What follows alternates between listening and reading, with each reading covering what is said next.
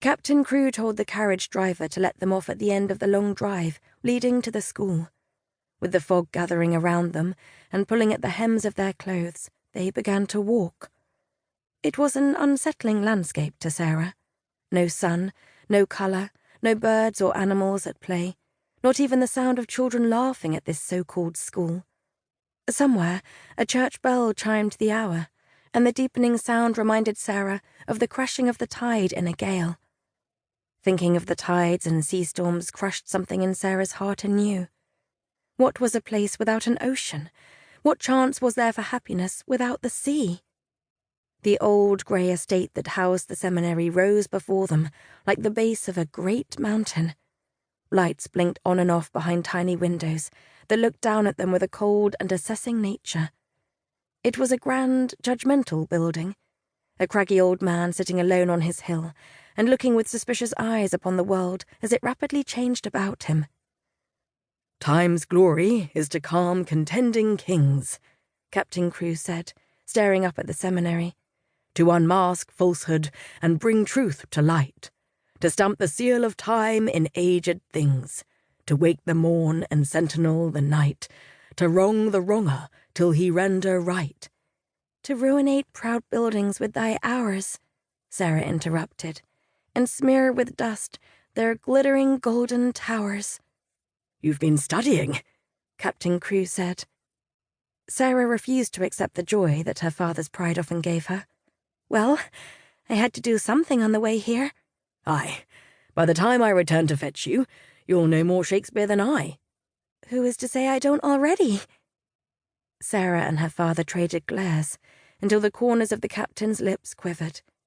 His sober countenance only held up for another moment before he threw back his head and laughed. It was a loud, prideful, and utterly joyous laugh, and above all else, it was the thing Sara loved most about her papa. Richard Crewe was the German-Irish son of servants, a war veteran who made his fortune in the Far East, and a person who chose independence over food, education over shelter.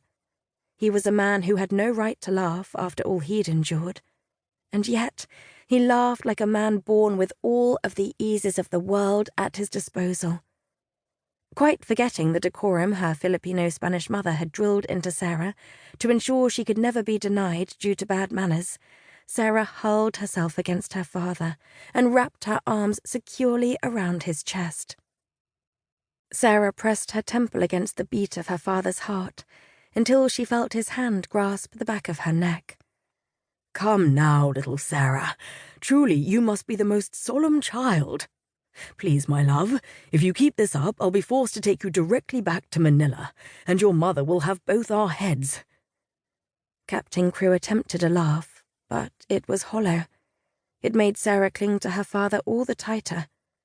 Sara, that's enough of that, you hear?"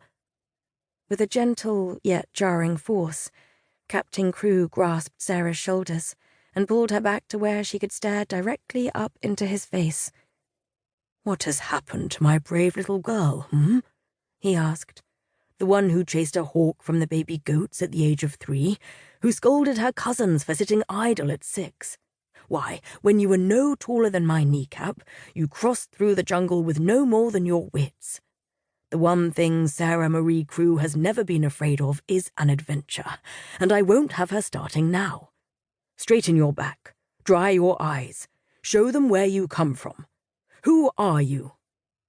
Sara did as she was told, straightened her back and dabbed her eyes, and said, "I am Sara Crewe, daughter of Richard Crewe of Munster, Ireland, and Munich, Bavaria, and Matea Reyes of Manila and Pampanga, the Philippines." Captain Crewe smiled, and Sara thought there might have been tears in his eyes.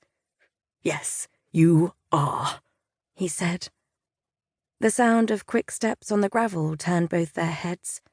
Materializing out of the sickly yellow fog was a black pillar of a woman. The minimal light was caught by and reflected off the heavy set of keys that hung at her hip.